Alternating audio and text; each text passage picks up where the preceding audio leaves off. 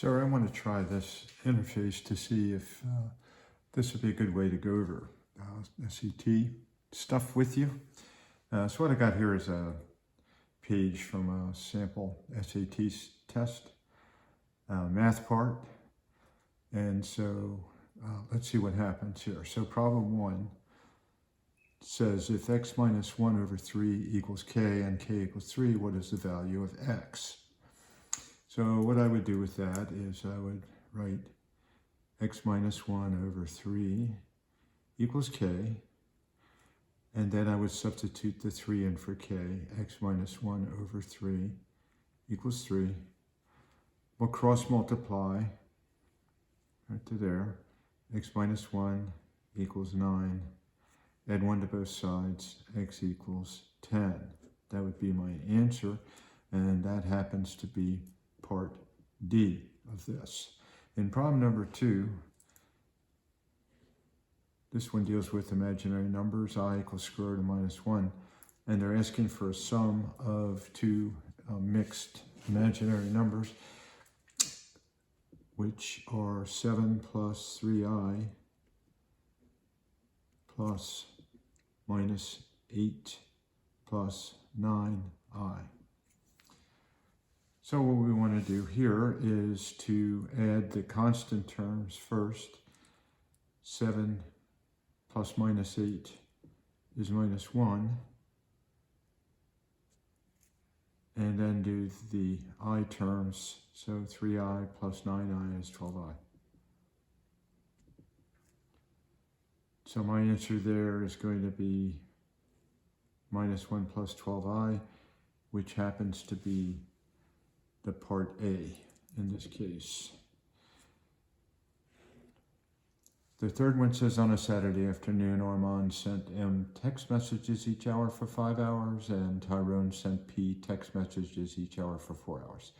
Which of the following represents the total number of messages sent by Armand and Tyrone on Saturday afternoon? So Armand is working with M text messages each hour for 5 hours, so 5 hours times M messages per hour will be the number of messages for him. Likewise, Tyrone will be 4 hours times P messages per hour. We're looking for the total number, which would be adding these together. Part C says 5M plus 4P, looks like the right thing. And finally, number 4, Kathy's a repair technician for a phone company. Each week she receives a batch of phones that need repairs. The number of phones she has left to fix at the end of each day can be estimated with the equation P equals 108 minus 23D.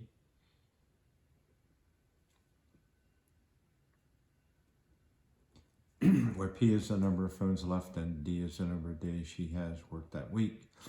What is the meaning of the value 108? Well, you can see that as the number of days increases, the phones left decreases because of that minus sign right there.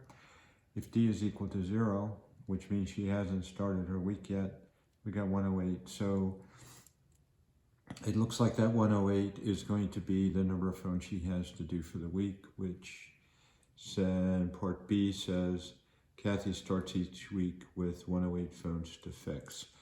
So I would say that it would be B in this case. Now, I wouldn't expect every page of the SAT to go this way, where you have a D, an A, and a C, and a B on the same page. However, I do expect that there ought to be about the same number of A's and B's and C's and D's, so you can't figure there's more of one than the other, but I wouldn't expect every page to have 1A, 1B, 1C, 1D. That would make the test probably a lot easier. Anyway, I just want to test out this interface, see if it works for you.